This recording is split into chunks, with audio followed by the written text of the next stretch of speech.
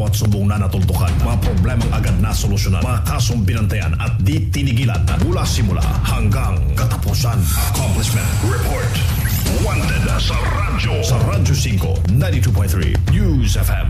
Alright, nandito po si Mr. Wilfredo Takapan. Okay. Siya po ay na-air last July 15. Ito ata yung nagpapavulcanize, kung hindi ako nagkakamali. Yes, ma'am. Siya yun. Tapos na-tow?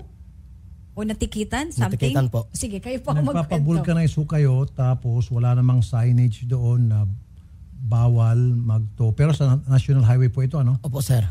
Sa tindahan. May vulcanizing shop mismo, sir. Tapos, May vulcanizing shop. Binatikos ko nga yung mga taga-traffic doon. Dapat alisin na rin vulcanizing shop para hindi na magpaparadahan ng mga kliyente ng vulcanizing shop kung talagang bawal doon. Diba? Tapos sabi ko, makiusap na lang doon sa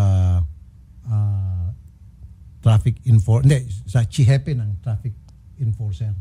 Diba? Ano pong nangyari doon sa pakikiusap niyo? Sir, nung pagpunta ko doon, sir, kasi hindi ko nakapunta nung Sabado kinabukasan, sir.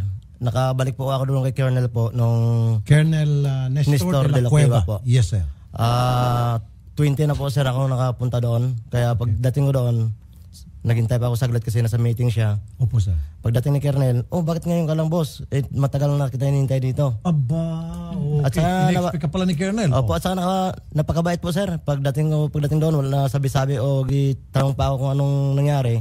Binigay ka agad yung license ko po. Uy, Nis, palakpakan mo na maraming beses. Si Colonel Nestor de la Cueva, Chief Public Order and Safety Office ng Calamba, Laguna. Colonel, kung nakikinig po kayo, kung sino man po nakakilala kay Colonel, na nakikinig at nanonood ngayon, pakiabot po yung aming taus-pusong paghanga, pagrespeto at pagsaludo. Colonel Nestor de la Cueva, mabuhay ho kayo, sir. Meron po kayo isang salita. Salamat po. Pinapasalamat ko po, una-una, sir, yung programa niya po. Kay Ma'am Ninya, sa iyo din, sir, saka kay Ma'am Carol. Saka lalo na din po kay Colonel Nestor de la Cueva po kasi nakuha ko De la Cueva. Opo. Kasi nakuha ko po yung license ko na kahit 5, sir, wala akong binayaran po. Tinabla niya. Opo, sir. Okay, sige. Salamat po sa inyong pagtitiwala at salamat muli one more time, Colonel Nestor de la Cueva, Chief Public Order and Safety Office, Calamba, Laguna. Saludo po ako sa inyo, Colonel. Okay. Thank you po. Thank you po, sir. Ma'am, maraming salamat po. Idol, pwede bumati? Pwede. Binabati ko pala dyan sa bahay yung asawa ko po, kay Charlene. Hi, ma, I love you. Saka sa pinakamakulit kong anak, Che. Sige. At saka mga kumpare ko dyan na nakikinig, maraming salamat. Anong pangalan nila, kumpare? Kay paring Mike, kay paring Jamie, at saka sa bumubuo ng YHK team po, maraming salamat. YHK. Opo. Okay. Maraming salamat. Yes, sir. Yes, sir. Maraming salamat. Yes, sir. Okay.